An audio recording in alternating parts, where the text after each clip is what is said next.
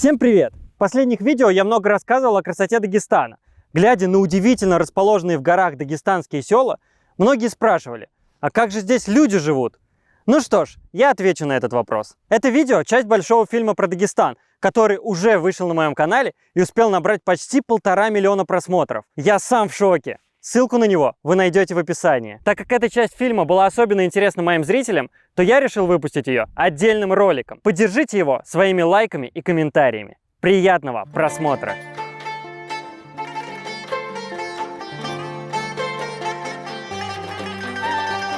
Я расскажу о непростой, но по-своему интересной жизни в горных селах Дагестана. Без прикрас, как она есть. И первое, на что я обратил внимание, это натуральные продукты. Да, здесь экологически чистый регион, альпийские луга. Вот молоко. Здесь тысячами разных цветов, начиная с ранней весны до поздней осени. Они по-разному, разные цветы цветут. На них садятся пчелы, собирают мед. И вот эти цветы кушают коровы. И насколько же целей должно быть это молоко и вот от этой коровы, которые кушают эти цветы. Здесь все экологичное. Вот масло они сами делают. Молоко, сыр, творог, вот все они выращивают, вот зерно выращивают, потом здесь есть мельницы, они вот такой получают цельнозерновой, вот такой цельнозерновая мука и хлеб просто, один запах чего стоит. Это уже настоящий реальный домашний, как говорится, под него делают, да, в городах, но не сравнится с этим, то, что в горах добыто, урожай и так далее, промолото сделано, здесь все экологично. Имеет огромную цену.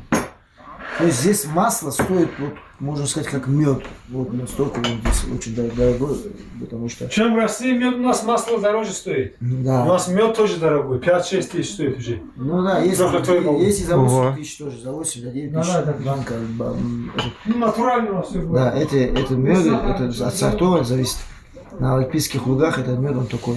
Если нам удастся, завтра мы этот мед попробуем даже.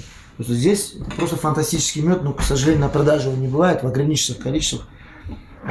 Собирают его пчелы, но он есть. Горный майский мед, это что-то с чем-то. Алексей, персонально мед будет здесь. Это наш мед горный? Горный мед. Серьезно? Только о нем говорили. Подожди, как это? У тебя тоже есть сотый? Да нет, я тоже купил. Но, Видишь, запах смотри какой. ну, запах, к сожалению, невозможно передать через камеру, но мы, как говорится, оценим. Уже сюда идет запах, как будто цветы вот просто. Реально цветами. Ну да, чувствуется уже даже тут. Крепкий. Крепкий? Да, он не такой, конечно, как обычно там в городах покупают. Очень крепкий он. Ой, его много нельзя кушать, он станет отравой. Я пробую, как мне сказал Шамсудин, крепчайший горный мед. Вот когда будет жечь в горле, ты скажешь.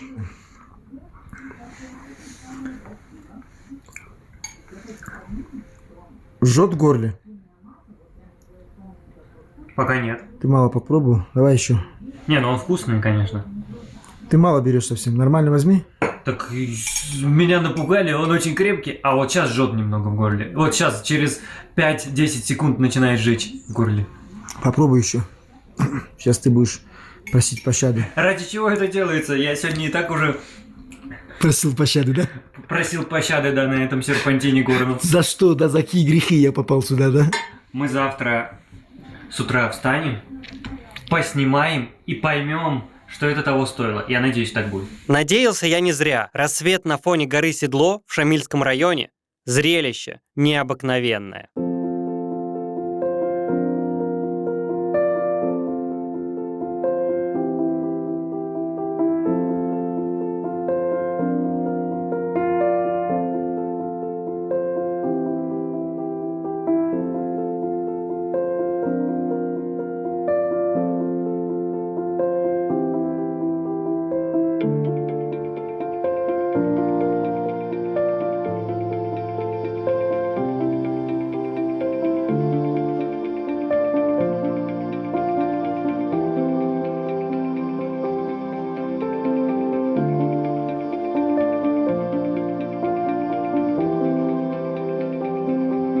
Утро, мы проснулись, поднялись еще до первых лучей солнца, пришли сюда, в эту чудесную местность, и просто лицезрели все это великолепие. Это горное село, здесь красивые холмы, Рядом есть красивые леса, еще другие горные села.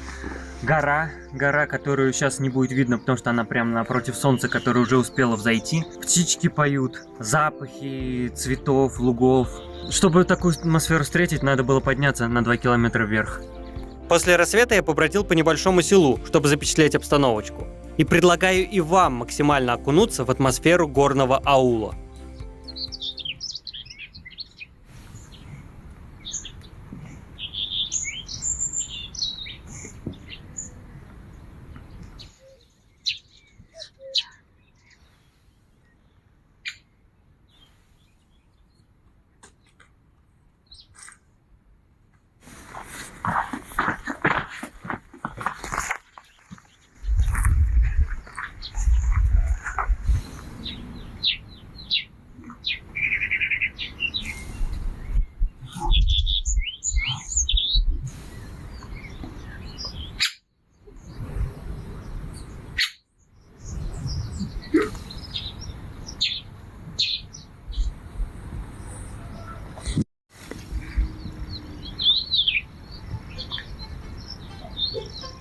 Но отвлечемся от лирики. Большая часть населения Дагестана исторически проживала в горах и предгорьях. Но и сейчас на горных территориях проживает более 800 тысяч человек. А это не менее четверти населения республики. Горные села Кавказа называют аулами. Аулы горного Дагестана – это, не побоюсь этого слова, уникальное явление.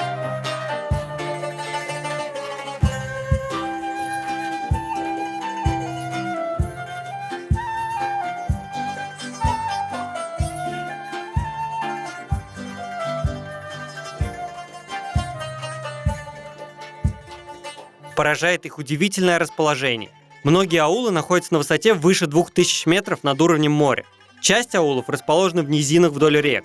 Например, Ахты, Галотель, Рутул, Клерота. Есть аулы, которые находятся на краю пропасти. Например, Хунзах или Куруш. Или Гунип.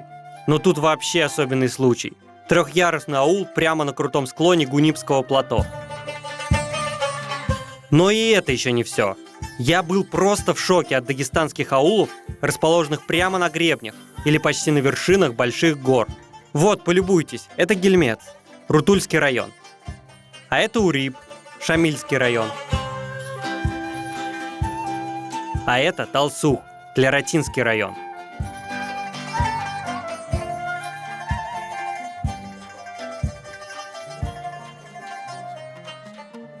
А есть такой аул Цумилюх, неподалеку от Клероты.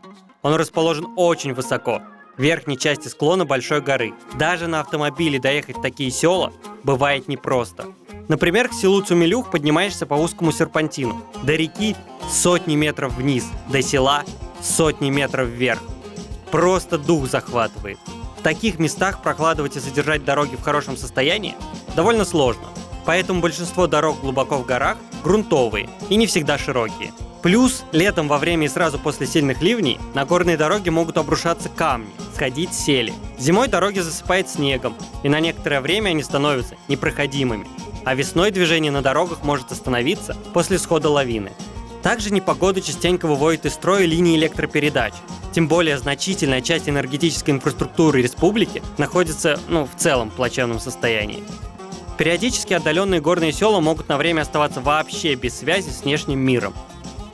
Меня часто спрашивали в комментариях, как же они там бедные без электричества, без воды, без газа, без связи, без отопления. Во-первых, не без воды. В каждом горном селе обязательно либо есть свой источник воды, либо проведен трубопровод от соседних источников. Причем это чистейшая родниковая минеральная вода, не сравнить с городским водопроводом. Вот это вода, сильная вода, хозяин так выразился, сильная вода. Это значит очень хорошая, очень такая из природного источника, очень чистая, очень насыщенная минералами. Попробуем. Приятного аппетита.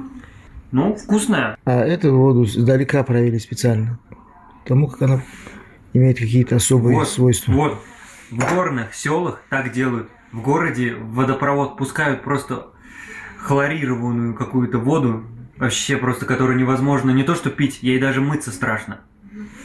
Здесь, в селах, все по-другому. Да, хотя есть свои источники, они могут издалека провести более качественную, более хорошую, вкусную, полезную, насыщенную минералами воду. Они выбирают, у них есть выбор, а в городах нет выбора.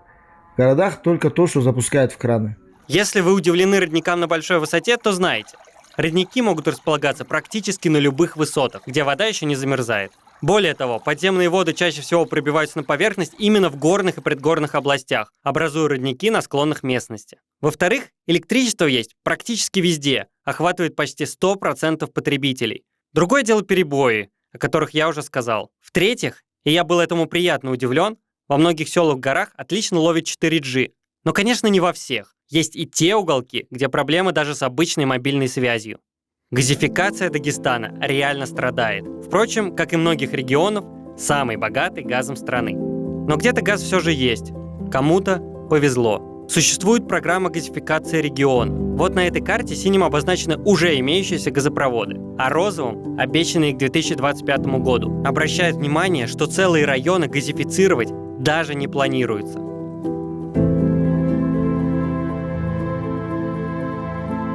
Как же люди обогревают свои дома в отдаленных горных селах? Учитывая, что на электричество особо полагаться не получается, решают эту проблему, как правило, двумя способами. Первый способ – топить печку дровами. Так делают, например, во многих селах Тлератинского района. Я обратил внимание на интересную логистику. Лесозаготовители рубят лес на делянках в ущельях, сплавляют его по реке, а потом развозят по селам и продают. Кто-то топит углем, а кто-то кизиком. Кизяк – это биотопливо, по сути высушенный навоз, перемешанный с соломой. В навозе содержится метан, в основном горение идет за счет него.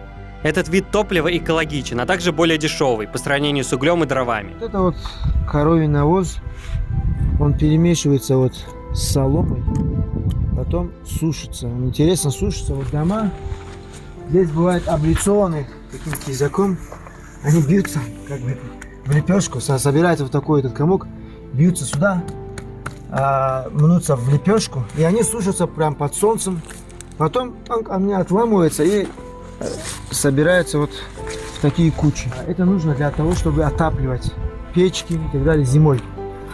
Они хорошо горят, долго горят. То есть это долгоиграющее топливо горцев.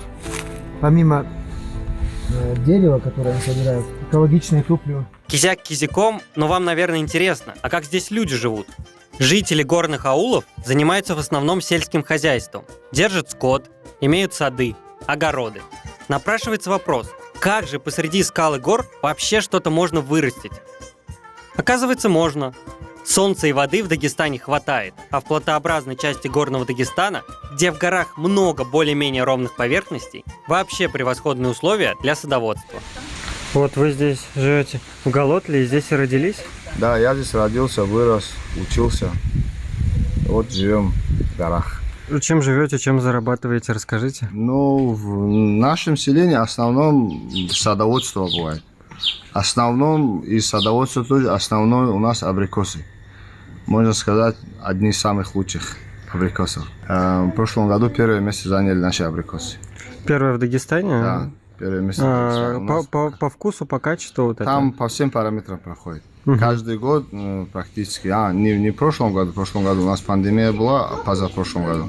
Каждый год проходит соревнования, по всему республике, она обычно бывает или в Махачкале бывает, или в Гергебеле, обычно в центре там бывает. И они сравнивают по вкусовым качествам, по размерам, по виду, по красоте, там много факторов бывает, и вот несколько раз наши абрикосы первое место занимают. Химикаты не используем, из-за этого выживает самые сильные суровые абрикосы, короче говоря. Вот здесь абрикосовые сады, здесь много разных сортов растет. Некоторые уже поспели и прям сладкие, но это еще не такие сладкие, как они могли бы быть, если бы здесь не было дождей. Потому что абрикосы, если дождь, то вкус у них портится, а если засуха, то они на солнышке припекаются и получаются прям сладкие абрикосы. Местный абрикос занимает первые места на различных выставках по всей России. Здешние абрикосы занимают первое место в Дагестане. То есть представьте себе, из тех, кто занял первое место в России, это еще первое место. То есть это самые лучшие по экологичности и по всем другим параметрам абрикосы. Да, отрадно было узнать, что именно вот голотлинские абрикосы занимают первое место. Так как у нас такие сады расположены не только в Голотле, у нас в Ботлевском районе есть сады, в Гергебельском районе есть сады, в Гунипском районе есть сады, ну, абрикосовые. Ну, во многих районах и даже на низменности уже везде они повсеместно. Идет плетение.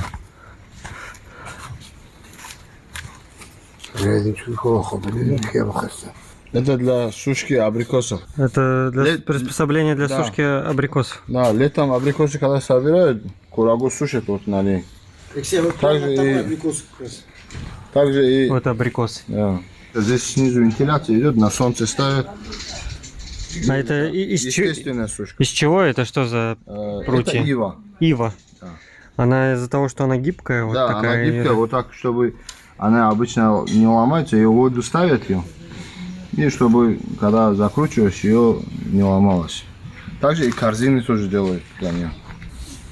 Так, косточку вынимаем, ставим сюда. Вот так вот сушат абрикосы. Да. Блин, они настолько аппетитно выглядят, что их охота съесть просто, а не сушить.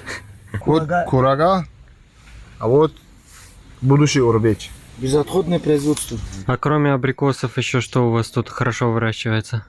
Ну, у нас персики бывают, яблоки бывают. Ну, у нас, в принципе, все растет здесь. Все. Кроме бананов, все растет. Вот здесь у нас даже киви есть. Ой, интересно. Недавно начали уже выращивать. Хурму в основном у нас делают. Там. И черешни бывает. Ну, все фрукты бывают у нас. В нашем районе у нас самое такое теплое место, из-за этого фрукты у нас любые, можно сказать, есть. Фрукты, ну и получается молоко, значит, рогатый скот у вас. Да, ну животноводство тоже у нас есть, но в основном у нас садоводческое. Садоводством занимаются в основном.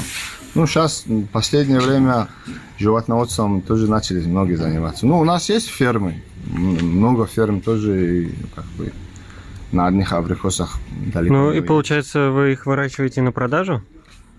Скот? А, нет, фрукты, Да, абрикосы. в основном на продажу. Вот ее обычно собирают где-то 2-3 этапа. Там первый, второй, третий этап, это уже на продажу идет. А то, что осталось, то, что не продалось, мы ее сушим и как в сушеном виде тоже продаем. А еще у Шапи мы полакомились горным медом прямо в сотах и получили не только вкусовое, но и эстетическое наслаждение. Вот тут Да. соты. Мне чуть-чуть тоже дали. Это уже из пасеки, из хозяйства. Мухаммад Шафи. О, это же что-то. Ну, И пробуй.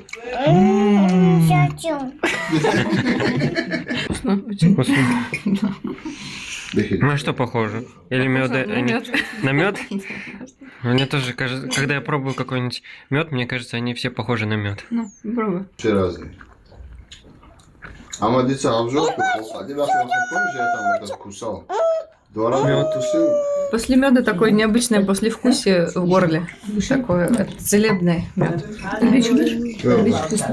Сливочный Вот здесь. После вкуса. О, как сладко. Прям.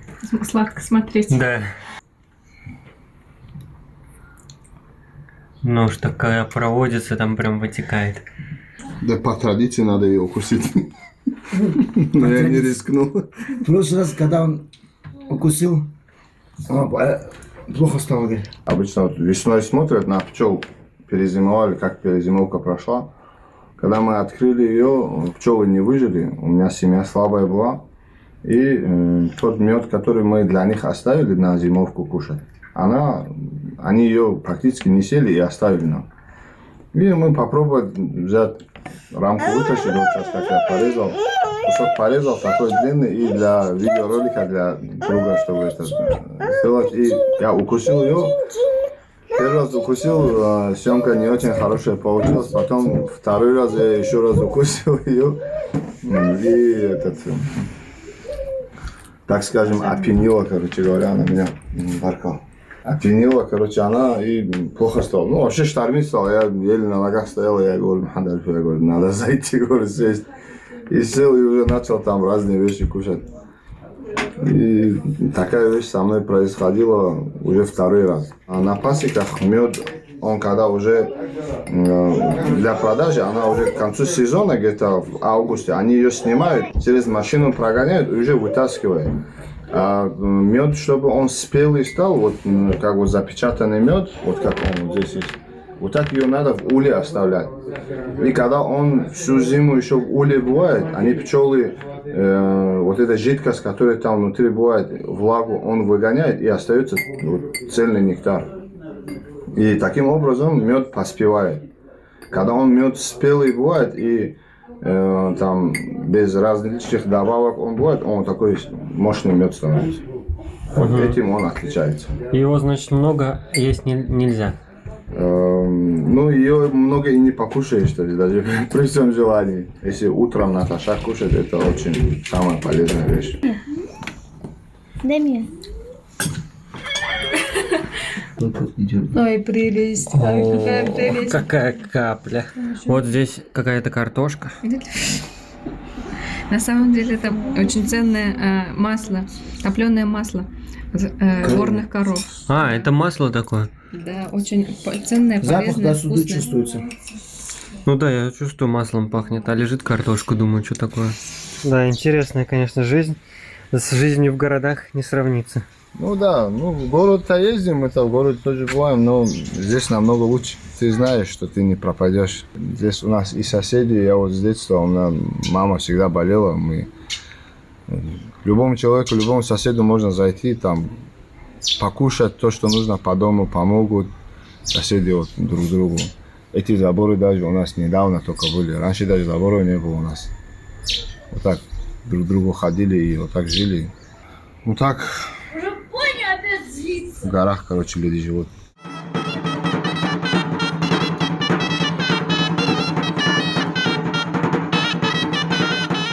Шамсудин забрался на черешню и пока что ест сам. Давай. Ой, конечно.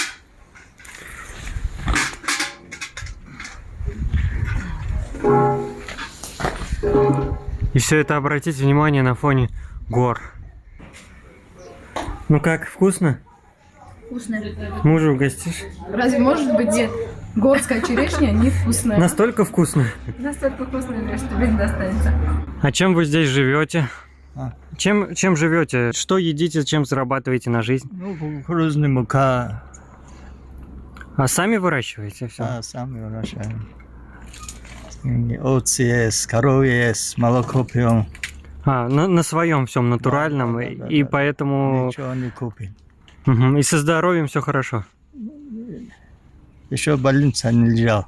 73 года у меня. Ну здорово, здорово. В больнице не лежал еще. Вот, вот абрикос.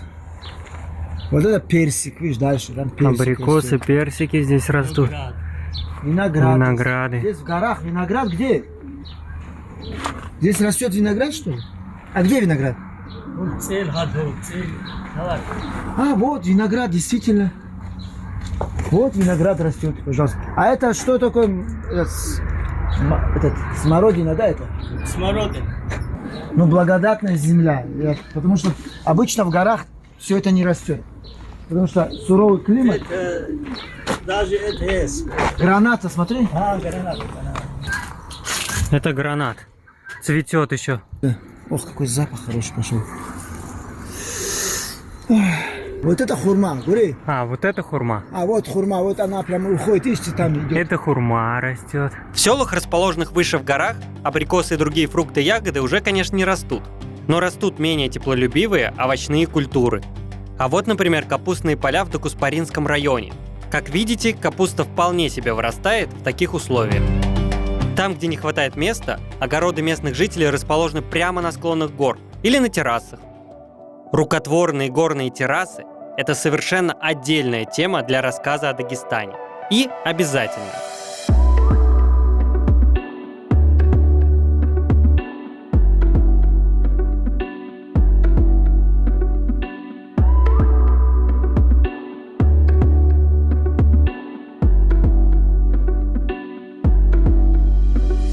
Если вы не были в Дагестане, то при просмотре вот этих видеокадров вы можете подумать, что это Вьетнам, Перу или Китай. Но несмотря на то, что об этом мало известно, Дагестан тоже был одним из мировых центров, террасного земледелия. И все террасы из этого видео дагестанские.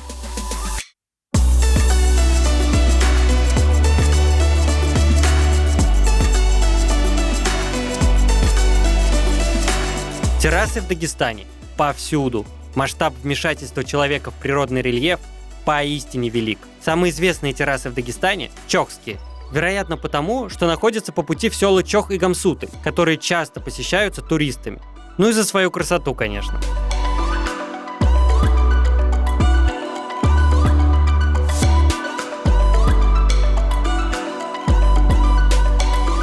Недалеко от села Чох можно встретить удивительно живописные холмы, которые вот сейчас вы можете сзади меня наблюдать, где просто горизонтальными слоями, ступеньками растет трава изумрудная, освещаемая солнцем. Это так называемые террасы. И можно было бы подумать, что это удивительное чудо природы, потому что в таких это все масштабах, потому что таких холмов много здесь, возле Чоха, и по всему Дагестану.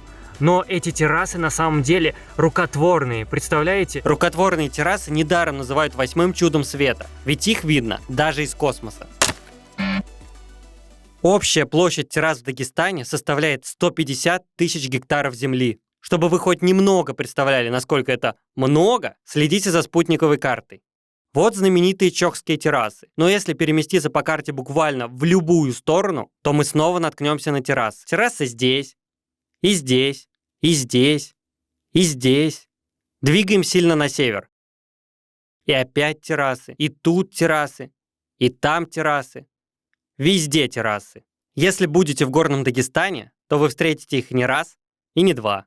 Первые террасы появились в горах Дагестана еще 1000 лет назад. Но если сегодня террасы можно создавать буквально на глазах с помощью трактора, то раньше все работы осуществлялись вручную. Но в то время, конечно же, не было современной техники, и с теми технологиями тысячелетней давности люди, которые здесь живут, в окрестных селах, в аулах горных, они могли возвести эти террасы за несколько десятков лет. То есть в течение всей своей жизни люди возводили эти террасы ради того, чтобы обеспечить себе безбедное существование. Раньше жители гор выращивали на террасах почти все. Культивировали разные виды пшеницы, ячменя, бобовых. На сегодняшний день подавляющая часть террас осталась лишь памятником многолетнему труду горцев. Последнее интенсивное использование террасного земледелия закончилось в середине 20 века, когда советские власти стали массово переселять горцев на равнины.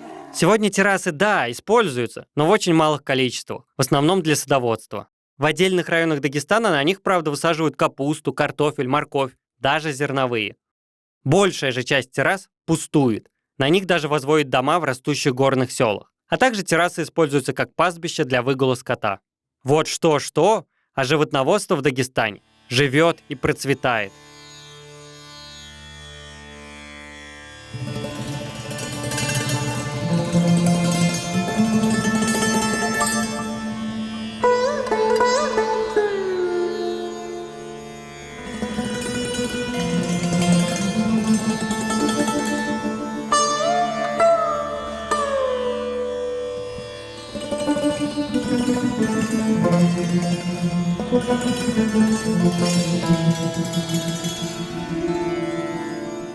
Здесь и коровы, и лошади, ну и, конечно, овцы и козы. По поголовью мелкорогатого скота, а это как раз овцы и козы, Дагестан – один из лидеров среди регионов России. Так что шанс попасть в пробку из овец в Дагестане весьма велик. Около 1,5 миллиона голов ежегодно перегоняют или перевозят с зимних пастбищ на равнинах и в долинах на летние высокогорные пастбища. И обратно. Этот способ животноводства называется перегонное или отгонное животноводство. Он обеспечивает жителей горных сел трудоустройством и натуральным продовольствием. И даже, согласно исследованиям, помогает бороться с изменением климата. Но это если делать все правильно. А если же нарушать сроки выгула скота на летних и зимних пастбищах, то это может пагубно влиять на сами пастбища, от чего пострадают все. Поэтому перегон скота – дело важное и ответственное. Вы здесь с рождения живете? В этом это аул даже или село? Как это правильно? Ну, как аул, можно сказать. Горный аул. Да. А чем вы тут живете? Скотину держим, на стройки выезжаем, в Россию уезжаем на заработки. Скотину держим, все там, огороды там, картошка, скот там в основном. Овцы, коровы, очки. А в Россию на заработки это куда и чем вы именно занимаетесь? Ну, строительством, стройка, в основном, кладка. Стройка. А куда ездите? Бывает в Москву, бывает там уже Тюмень. Разные регионы там, особенно. В основном в городе Махачкале там работаем. Зарабатываем, там кушать сюда, идем обратно. Ну, главное, со своих сел не уезжайте. И так уже бросаешь, основной молодежь не остается еще. Города уже все идут. Как часто на заработки уезжаете? Ну как? Ну, получится, так и едем уже. Основном постоянно же не бывает. Ну, созваниваюсь, оттуда там. Мгм. Есть, там. А есть работа, там Да, есть да. дело, едете и, Да. и зарабатываете. Да. Потом Есть, работаете. приезжаете, можете тут долго жить, потом опять появится и Да. ездить. Ну, здесь я обратил бы ваше внимание на метод стройки. Вот как строят кладка, она здесь особенная. Камень, сам по себе, он не пиленый, а он природный, он бывает разных форм. Нужно им такие манипуляции делать, чтобы вот камень попал в камень. Я до сих пор не понял, как это они делают, но они смотрят вот на кучу камней, они знают, какой камень куда пойдет. Он с этой кучи, он именно выбирает тот, что пригляделся к нему. Бах, он уже знает, что мы можем поставить, если что-то подровнять, они молоточком так как-то искусственно это все делают. Тук-тук, отбили все, поставили. И вот так вот эти камни, я бы сказал, чтобы ты снял отдельно. И как это держится, по 2 этажа, там, порой по 3 этажа, а как это все держится, до сих пор для меня остается загадкой. Они веками вот так вот, веками они стоят. А мы усиливаем арматурами, заливками, подушками, сейсмопояса заливаем потом, чтобы усилить все это. А здесь вот каким-то образом им дается мастерство, да, которое передается от поколения в поколение. Каменная кладка на глине раньше, ну, как деди делали, там же так и сейчас тоже делается. Сейчас в основном уже раствор моду пришел, цемент, песок, сейчас есть уже, раньше так не делали. Сейчас тоже есть, которые делают на грязи, так же строят. Как башню увидишь, там уже дальше будешь ездить. Даже башни там 4-5 этажные, вот это здесь на грязине сделаны. Ночевали, двигаемся дальше. Спасибо за гостеприимство. Давай, разрешите. Спасибо. Баркала, это что значит? Благодарность. Баркала. После ночлега в ауле Тлизда мы с Шамсудином планировали отправиться на одно интересное мероприятие в горах. Но неожиданно встретились с владельцем местного музея истории. Чем не причина посетить и сам музей? Встретили случайно местного жителя, а оказалось, что у него дома целый музей. Музей разных вещей древних с этих краев. С ближайших аулов, да, как я понял? Вот. И сейчас мы отправимся прямо к нему домой и посмотрим эти вещи. Ну, давай, поехали. Вот такие вот тут спуски. Музей уже здесь, начиная с самых ворот. Сейчас мы это посмотрим.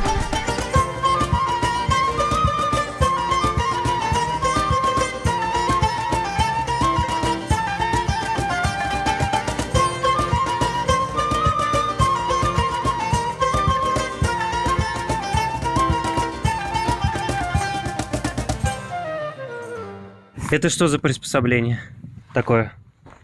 Жернова? Жернова ручная, да.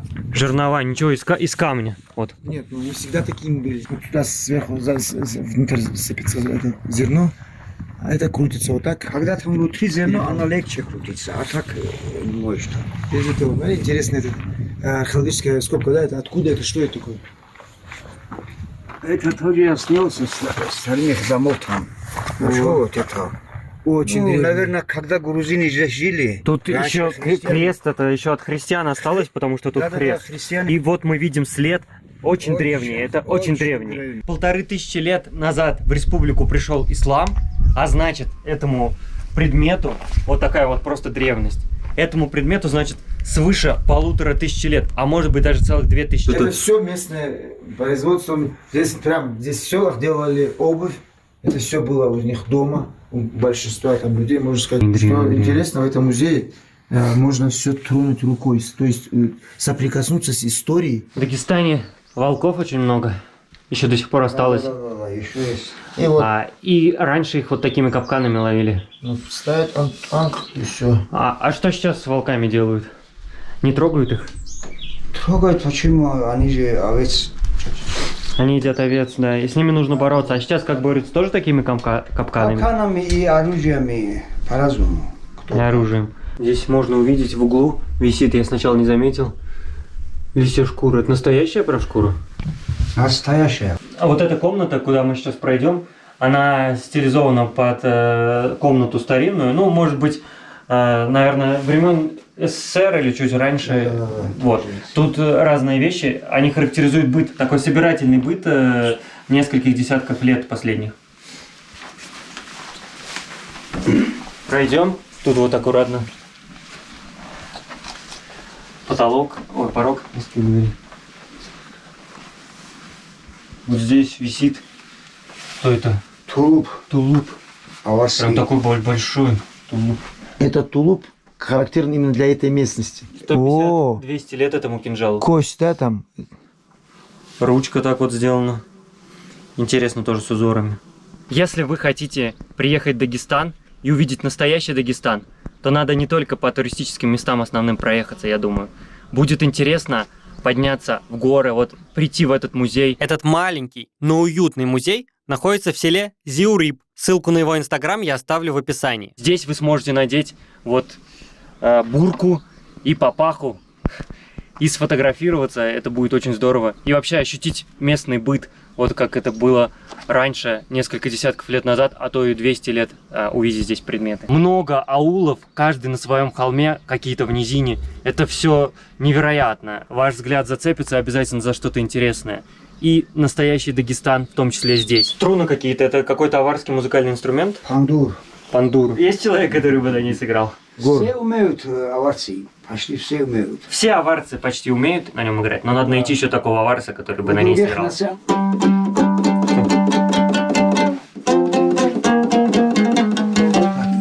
Я не умею играть на музыкальных инструментах, поэтому в этот момент вы можете выключить звук.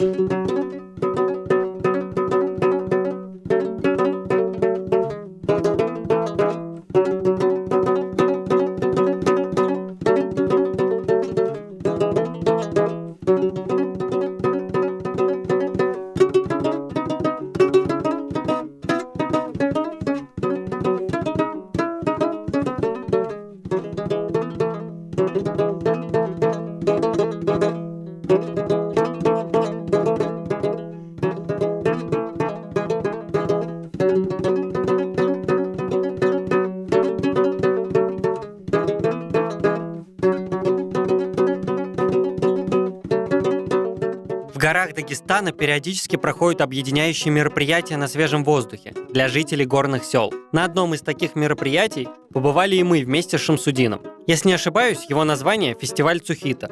На наших глазах жители сел соревновались друг с другом в перетягивании каната, метании и поднимании гирь, а на закуску здесь даже были скачки на лошадях. Кто победил? Салам алейкум. Кто победил? Вы победили? Молодцы. Победили все. Алейкум салам. О, вы тоже племянник. Салам алейкум.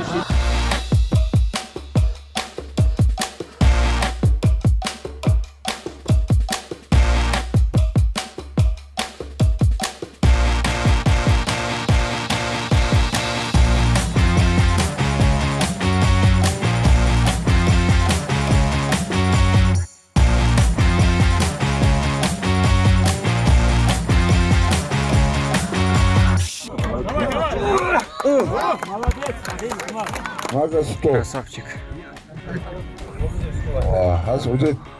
Молодец, выложился. Нормально.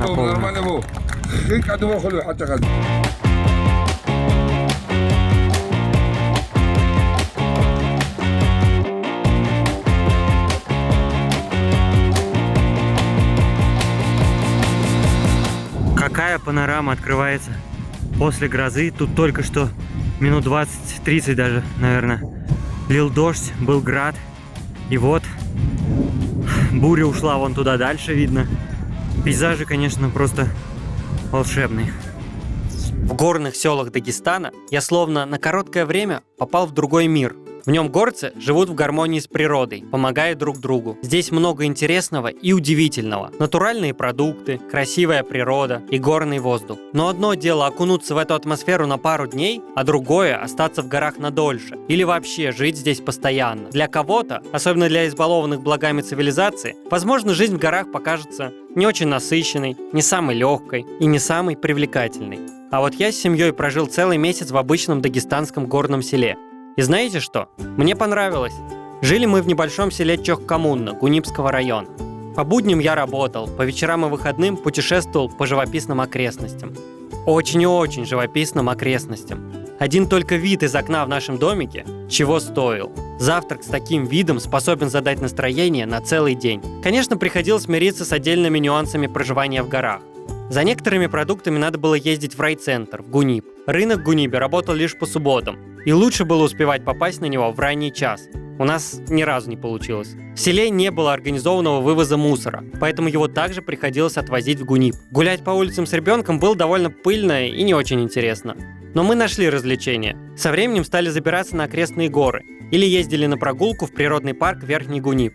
Во время непогоды здесь мог на несколько часов отключаться свет. Горный воздух в некоторых частях села мог быть, знаете, такой навозной свежести. Но это был незабываемый опыт, и я не прочь его когда-нибудь повторить. Почему же люди с каждым годом все больше и больше покидают свои родные горные села? Причин масса. Многие из них прямо или косвенно были уже затронуты в этом фильме. Это и отсутствие работы, и невысокий уровень жизни, и не самые простые условия для существования. Люди уезжают в села покрупнее, а затем в города, в поисках лучшей жизни. Многие горные села со временем становятся частично или полностью заброшенными. Самым известным таким селом является заброшенный аул Гамсутель.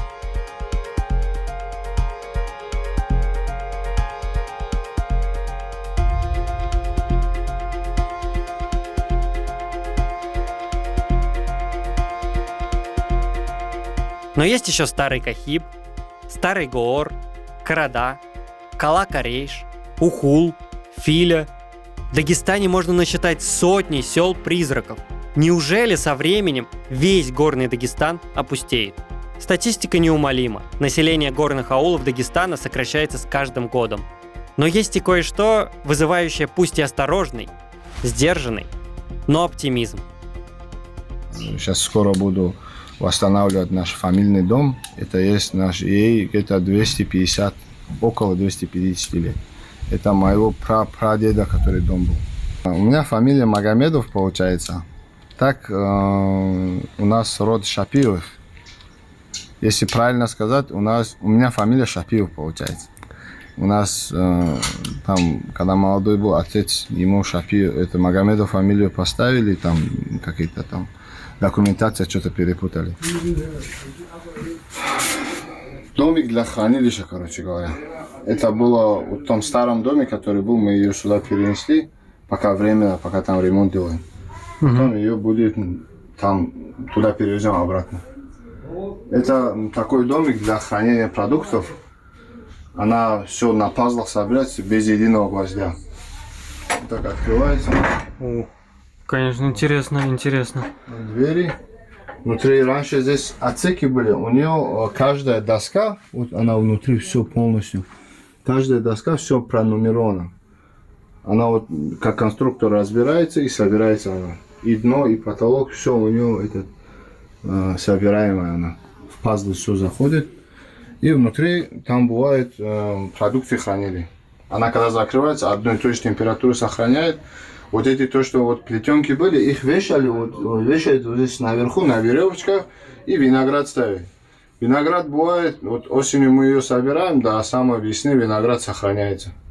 Главное, чтобы виноград, он был, дрозд целый был и не общипанный, короче говоря. И на кончик дроздя, вот где у нее оттуда идет, откуда сорвали, берем один виноград, сверху ставим, и она за счет нее питается и сохраняется все это до самой весны. После Нового года, короче говоря, свежий виноград бывает. Это люлька для малышей. Это люлька, наверное, еще наших отцов, которые на которых нас катали, эту люльку мы не нашли, это невестке отдавали. Вот это нашли, сейчас будем реставрировать ее и домик, чтобы сохранилось. Все по частичкам собираем. Это как топорик маленький, это чтобы сено рубить для коров. Все разваливается, это червячки покушали их местами. И будем сейчас реставрацию делать. Все на место будем ставить. Будем восстанавливать дом Шапиевых.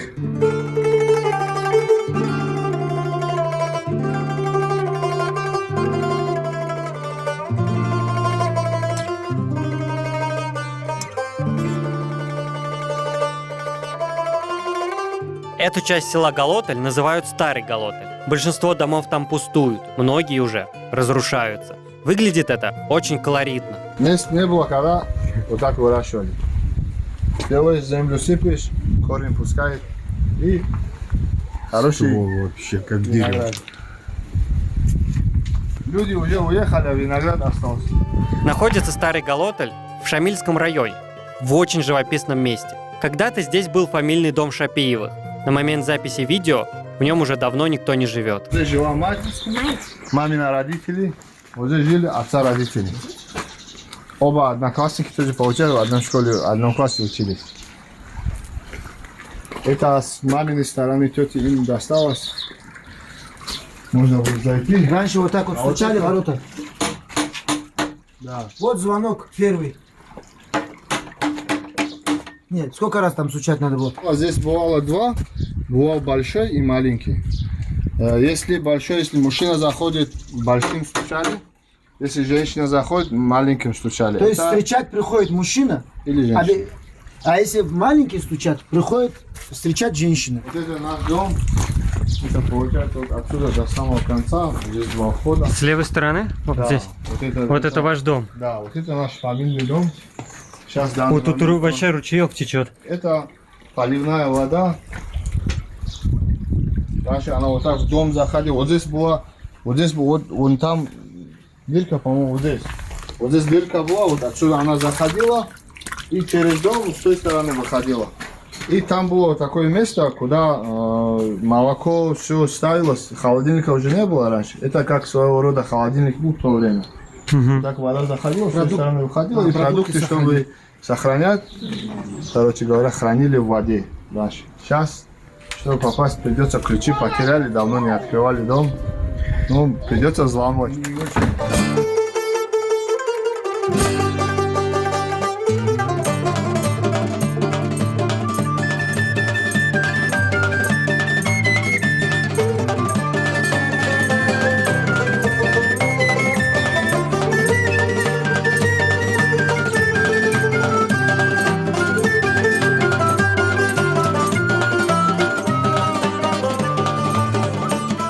Вот эти почему маленькие двери здесь? Маленькие они, потому что раньше обогревательных элементов печек не было, Отопления чтобы, не было. Да, чтобы тепло не уходили, и потолки низкие были, И потолки низкие, и вход. О, вообще все в паутине вверху.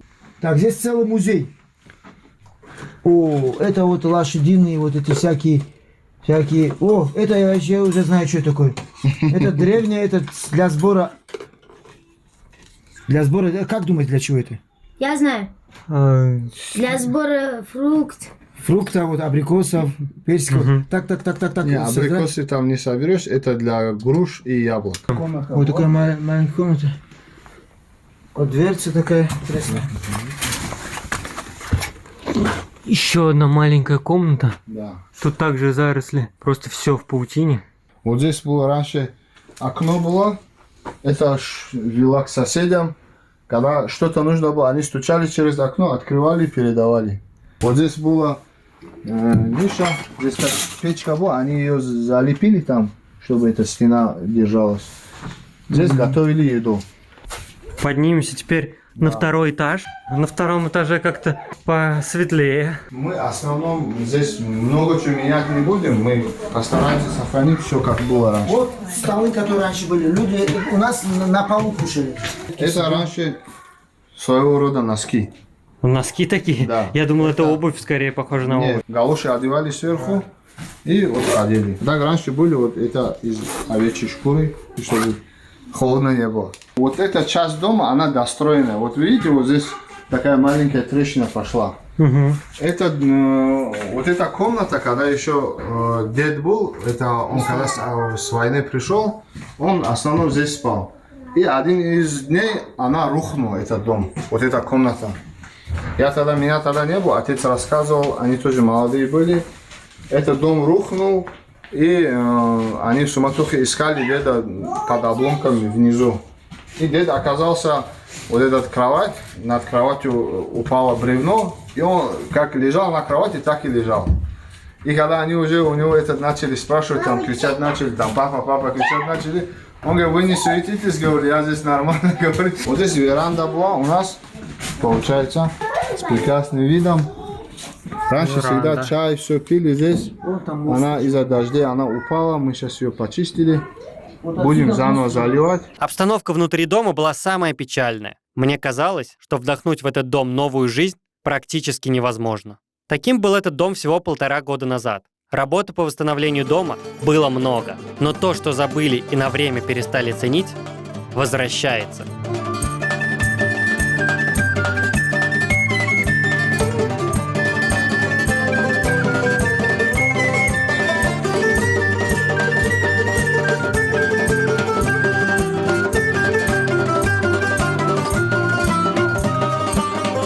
Теперь это гостевой этнодом с 4 номерами, с настоящими горскими завтраками и аутентичной обстановкой дома в горном ауле. Отличная точка старта для поездок по знаковым местам горного Дагестана. Я от души рекомендую. Ссылка на инстаграм этнодома Шапиевых будет в описании.